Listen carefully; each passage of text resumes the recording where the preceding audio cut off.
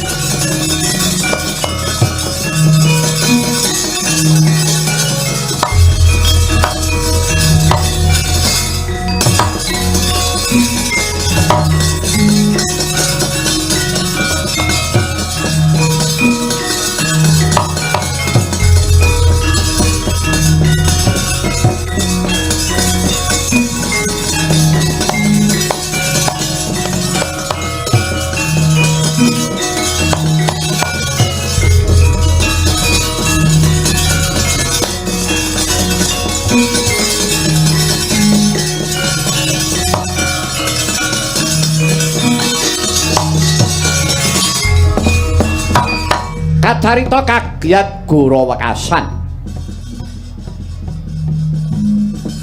Wujuding jejaka riwuhnya pepanggihan kawan Sang Hyang Bathara Bayu. Apa nyata wis dudu ponang jabang bayi malih karana wis gangsa 11 warsa laminipun. Sang Hyang Bathara Bayu sigra maringaken busana. Apa busana ingkang den paringake marang ponang jejaka? Wujuding pupuk emas rineka jarating asem ingkang mapan wonten ing bathuk. Sumping sekar pudak sinumpet sengkang balibar manggis kalung naga bondo gelang candra kirana dot poleng bang bintulu ingkang wujude ireng abang kuning putih.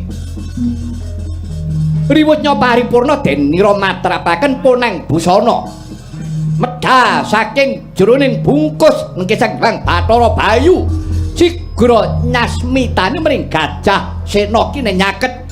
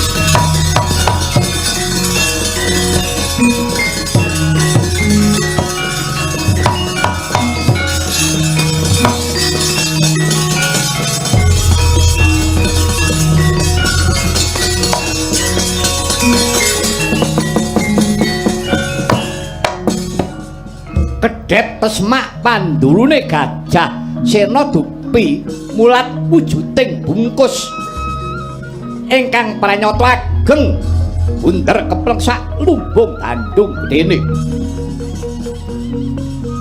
Ing padatan bungkus datan tedas Brajolungit teksa ora tedas karo gaman apa wae.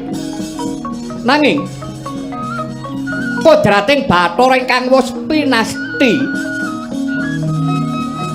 riwutnya Gajah Sena Triwikrama modot gadinge sak depa dawane sigra katamakaken wonten ing bungkus sami sakala tumama ambles-bles nganti kacop mepet telali. Amung rikala semono ana kaelokaning lelampahan. Ana kaelokaning lelampahan. Riwutnya Jejaka medhal saking jroning bungkus taksih manunggal kelawan punang gading sigra kakipataken. Bungkuse kakipatake amargi wonten salah satunggiling narendra ana ratu kang lagi tarak brata. Lah sinten to ingkang lagi tarak brata? Inggih menika Narendra Banakeling tlatah Sindhu jejuluk Prabu Sempani lawan ingkang garwa Dewi Drata. Apa to sababe den rencangi tarak brata? Sabab Sri Naranata dalasan ingkang garwa dangu denira bebrayan dereng pinaringan momongan pramila ngawontenaken sarana kawontenaken sesaji Tirtanata ingkang den wadahi wonten Bakara Kencana. Apa to tegese Tirtanata? Tirta tegese banyu, nata kuwi ratu. Apa ratuning banyu? Ratu-ratuning banyu kuwi banyu udan sepisan. Yen ana ketiga dawa ora udan-udan banjur ana udan pisan bres. Iku kang sinebut Tirtanata. Ratuning banyu. Kok sinebut ratuning banyu? Sababe apa? Manut ila-ila jaring para kuna, banyu dan sepisan kuwi kena kanggo srana, kena kanggo tamba. Bangsaning lelara tumrape sing padha percaya nanging uga nyuwun ana ngersaning Gusti, banyu kuwi mungkin arya sarana. Anyarengi Gajah Sena ngipataken wujuding bungkus sami sakala bungkus dumawah wonten lebeting Bakara Kencana ingkang campur kelawan toya ya Tirtanata.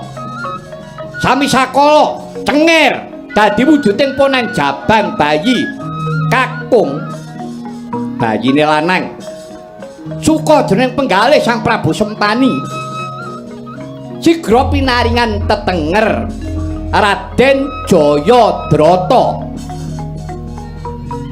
Karana den kula mentah kawan Dewi Drata uga pinaringan tetenger Raden Tirtanata. Diwasane Jayadrata ya Raden Tirtanata kempal kaliyan Kurawa. Malah dadi ipene Prabu Duryudana karana dhaup kelawan Dewi Dursilawati.